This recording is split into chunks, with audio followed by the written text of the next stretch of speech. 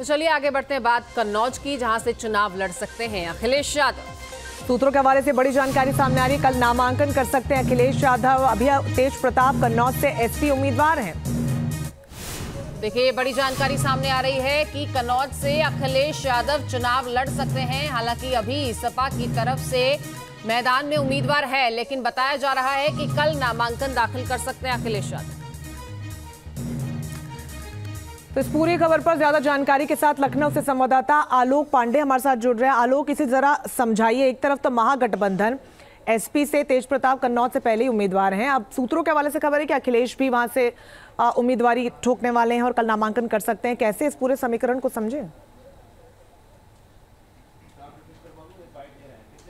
बिल्कुल, देखिए सबसे पहले तो तेज प्रताप का भी जो नाम है वो परसों डिक्लेयर किया गया। तब तक ये कयास चल रहे थे कि आखिर कन्नौज से चुनाव कौन लड़ेगा, लेकिन परसों तेज प्रताप यादव का नाम वहां से डिक्लेयर किया गया और उसके बाद ये हो गया कि समाजवादी पार्टी की तरफ से तेज प्रताप रहेंगे।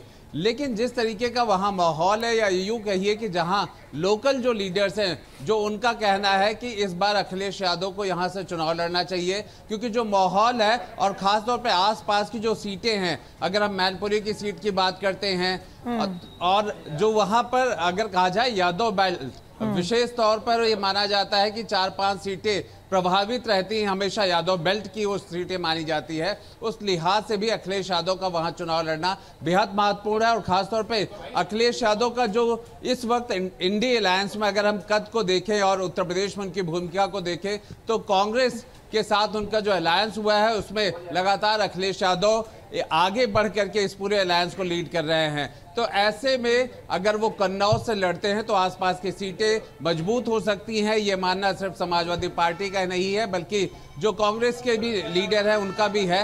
अब देखना है, क्योंकि कयास बहुत तेज चल रहा है कि कल 24 तारीख को वो नामांकन दाखिल कर सकते हैं। अब ये देखना होगा कि क्या अखिलेश दायर करते हैं अपना नामांकन, वरना तेज प्रताप यादव को भी आगे वो रख करके वहां कन्नौज में चुनाव लड़वा सकते हैं। लेकिन इसकी संभावना इसलिए भी बढ़ गई है कि बदायूं से शिवपाल यादव का आपके पास लौटेंगे। फिलहाल धन्यवाद। तो अखिलेश के कन्नौज चुनाव लड़ने पर क्या कुछ यूपी के डिप्टी सीएम ब्रजेश पाठक का कहना है, आपको सुनवाते हैं।